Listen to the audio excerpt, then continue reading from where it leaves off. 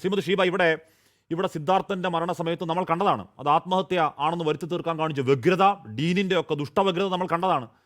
ഏറ്റവും ഒടുവിൽ ഇതുപോലുള്ള പല പല കഥകൾ എന്താണ് സിദ്ധാർത്ഥന്റെ പേരിലും വ്യാജ കഥകൾ, ഏതോ പെൺകുട്ടിയുടെ പരാതി, ആ പരാതി എന്താണ് സിദ്ധാർത്ഥ് മരിച്ച ആ ദിവസം തന്നെ പോകുന്നു, നമ്മൾ കണ്ടതാണ് ഈ കള്ളക്കഥകൾ. അതുകൊണ്ട് ഇതൊക്കെ ഈ ആപ്പ് എന്നൊക്കെ പറയുന്നത് ഉടായ്പാണെന്ന് നമുക്ക് നേരത്തെ അറിയാം. ശ്രീമതി ഷീബ,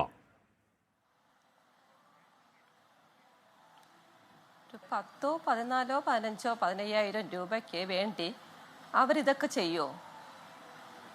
അല്ലെങ്കിൽ തന്നെ ആ പൈസ വീട്ടുകാർക്ക് കൊടുക്കാൻ പറ്റില്ലേ? അതിനു വേണ്ടി ഒരു കുട്ടിയുടെ ജീവനാണോ പോകേണ്ടിയിരിക്കുന്നത്? അപ്പോൾ പെട്ടെന്ന് ഒരു കഥ മെനഞ്ഞെടുത്തിരിക്കുന്നു, അതൊരു വലിയ രീതിയിൽ പബ്ലിഷും ചെയ്തിരിക്കുന്നു. അവരുടെ ഭാഗത്തു നിന്ന് ചെയ്യാൻ പറ്റുന്നത് അത്രയേ ഉള്ളൂ. വേറൊന്നും ചെയ്യാൻ പറ്റിയിട്ടില്ല. പെൺകുട്ടികളുടെ കാര്യം എടുത്തിടാൻ പറ്റിയിട്ടില്ല. അതായിരിക്കണം. ഇപ്പോൾ പൂക്കോട് നടന്നു പറഞ്ഞാൽ കുട്ടികളും അധ്യാപകരും കൂടെ നിർന്നതുകൊണ്ട് ഒരു പെൺകുട്ടിയെ കൂടെ എടുത്തിട്ടിരിക്കുന്നു.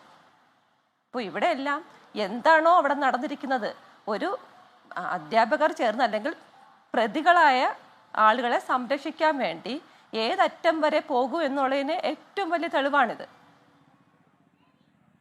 ഇത് ഇവർക്ക് നീതി കിട്ടുമെന്ന് പ്രതീക്ഷിക്കണോ? കാരണം ഇപ്പോഴും ദിവസം എത്രയായി കൊടുക്കേണ്ട ശിക്ഷ? അമ്മ ഓർത്തു നോക്കൂ, ഒരു അധ്യാപകൻ എന്ന് പറയുന്ന ഒരാൾ, അയാളെ ആ വാക്കുകൊണ്ട് അധ്യാപകൻ എന്ന് വിളിച്ചാൽ വിളിക്കുന്നവർക്ക് ദൈവദോഷം കിട്ടും. അമ്മാതിരി വൃത്തികേടുകൾ കുട്ടികൾക്ക് നേരെ പുലമ്പുന്ന ഒരാൾ, എന്ത് വൃത്തികേട് കൊണ്ടും ക്ലാസ്സിലെ കുട്ടികളെ എഴുന്നേപ്പിച്ച് നിർത്തി അവരെ തൊലിയുരിച്ച് അവരുടെ സ്വപ്നങ്ങളെ ഡേ ബൈ ഡേ അടിച്ചടിച്ച് ഇല്ലാതാക്കി അവരെ കൊലക്ക് കൊടുക്കുന്ന ഒരുത്തൻ ഇപ്പോഴും പുറത്ത് നിൽക്കുക.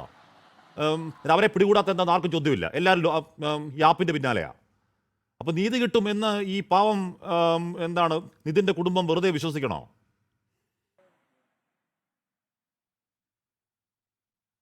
ഞങ്ങൾ 2 വർഷം കൊണ്ട് ഓടുകയാണ്. ഞങ്ങൾ 2 വർഷം കൊണ്ട് കാലിൽ തൊലിയില്ല എന്ന് പറയില്ലേ, ആ രീതിയിൽ ഓടുകയാണ് നീതിക്ക് വേണ്ടി.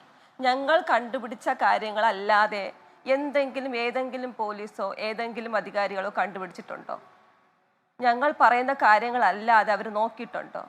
ഞങ്ങളുടെ കുഞ്ഞിൻ്റെ ഞങ്ങൾ ഏറ്റവും അവന് കയ്യിൽ കൊണ്ട് നടക്കുന്ന കണ്ണട, പേഴ്സ്, ബെൽറ്റ്, വാച്ച്, ഈ സാധനം ഒരു കുട്ടിയുടെ ഇത്രയും സാധനങ്ങൾ നഷ്ടപ്പെട്ടിട്ടുണ്ടെങ്കിൽ ഉത്തരവാദിത്വം ഉണ്ട് അവർക്ക്? നമ്മൾ എത്ര പ്രാവശ്യം ആരുടെയൊക്കെയോ ചോദിച്ചിട്ടുണ്ട്. ആരെങ്കിലും ഇതിനൊരു മറുപടി തന്നിട്ടുണ്ടോ? എന്തെങ്കിലും? അപ്പോൾ നീതി ദൂരെയല്ല, അകലെയാണ്. നമുക്ക് ചെന്ന് എത്തിപ്പെടാൻ പറ്റാത്തിടത്ത്. അപ്പോൾ ഏത് രീതിയിലും നമ്മുടെ ശിക്ഷാവിധി ഞങ്ങളുടെ 19 പ്രതികളും ഡീനും അസിസ്റ്റന്റ് വാർഡനും MK നാരായണനും കാന്തനാഥനും അവർ തിരികെ കയറിയിട്ടുണ്ട്. അപ്പോൾ ഇവരെ സംരക്ഷിക്കാൻ വേണ്ടി അവിടെ നടന്ന കാര്യങ്ങൾ ആദ്യം മുതൽ ഞങ്ങൾ പറഞ്ഞതാണ്. എല്ലാവർക്കും, കേരളത്തിലുള്ള മലയാളികളായിട്ട് എല്ലാ ജനങ്ങൾക്കും അറിയാമെന്നുള്ളതാണ്. അവരെ എങ്ങനെയൊക്കെ സംരക്ഷിക്കാനായിരുന്നു. ബക്കറ്റ് പിരിവ്, സച്ചിൻ ദേവ് MLA പ്രകടനങ്ങൾ, മണ്ണുത്തിയിലോട്ട് എക്സാമിന് കൊണ്ടുപോകുന്നത്, ഇതെല്ലാം തടയാൻ വേണ്ടി ഞങ്ങൾ കണ്ണിൽ എണ്ണ ഒഴിച്ചു നിന്നു എന്ന് പറയില്ലേ, അതുകൊണ്ട് മാത്രം. അല്ലെങ്കിൽ ഈ 19 കുട്ടികളും ഇപ്പോൾ അവിടെ പഠിക്കേണ്ടിയിരുന്ന കുട്ടികളാണ്. അവർക്ക് കിട്ടി. നിങ്ങൾ അതിന് ജാഗ്രത കാണിച്ചു, കോടതിയിലേക്ക് പോയി, പിന്നാലെ നിന്നു, 6 പൈസയ്ക്ക്, നിങ്ങളുടെ സ്വന്തം പൈസയ്ക്ക്. അതുകൊണ്ട് മാത്രമാണ് ഇപ്പോഴും അവർ പുറത്തേക്ക് ഇല്ലെന്നുണ്ടെങ്കിൽ എന്നേ എല്ലാം തേഞ്ഞു വാഞ്ഞു പോയേനെ. നിങ്ങളുടെ മാത്രം വേദനയായി സിദ്ധാർത്ഥൻ അവശേഷിച്ചേനെ.